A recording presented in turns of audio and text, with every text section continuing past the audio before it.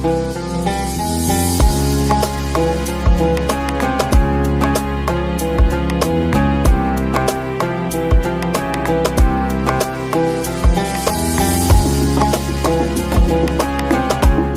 assalamualaikum warahmatullahi wabarakatuh.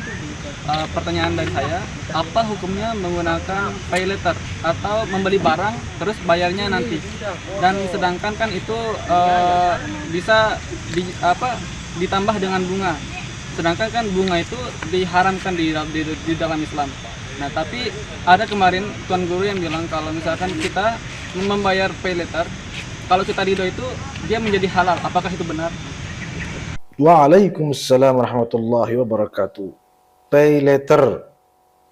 Ini pertanyaan yang pernah ditanyakan beberapa waktu lalu dan tidak masalah ditanyakan kembali karena hal ini juga memang termasuk yang sering ditanyakan masyarakat kita. Pay letter itu apa dulu? Saya tidak tahu yang mana maksudnya karena misalnya salah satu aplikasi belanja itu kalau kita beli di tokonya kita bayar sekian, tapi kalau kita lewat aplikasi entah Grab entah apa namanya kan, maka harganya naik.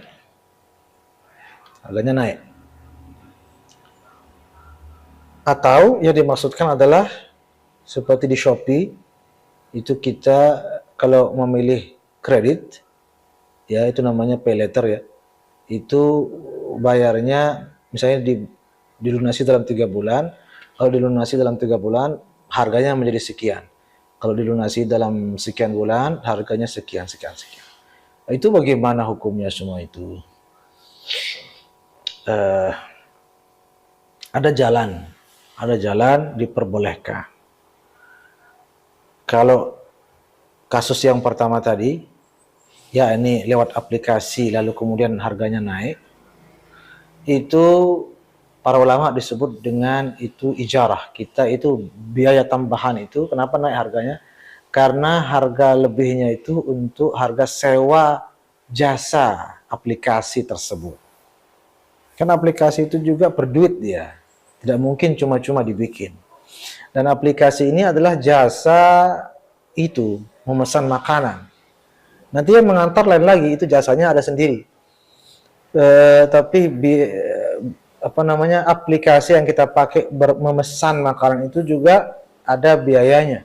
Itu yang kemudian harga makanannya menjadi mahal karena lebihnya itu untuk bayar sewa jasa aplikasi tersebut.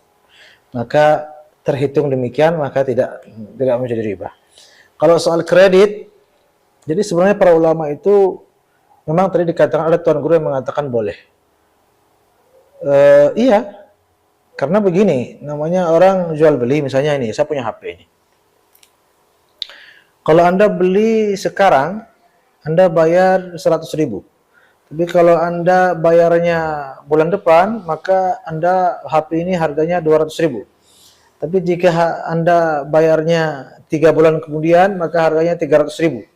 Misalnya begitu, kan pilihan. Maka si pembeli kemudian memilih, oh saya pilih yang bayar 3 bulan ke depan, ya udah harganya 300.000.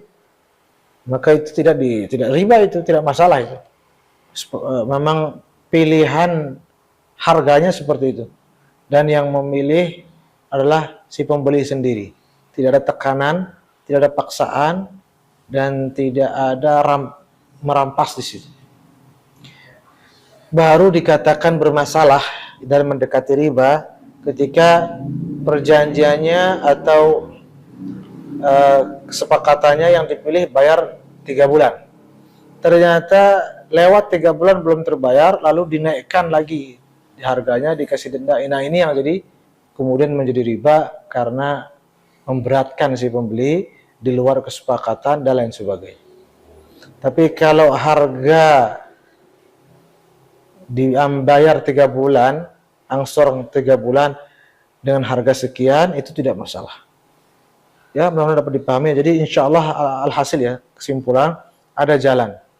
Ada jalan dan itu tidak mutlak haram kecuali tadi ada unsur di luar kemampuan, di luar kesepakatan dan sifatnya merampas dan memberikan penekanan-penekanan.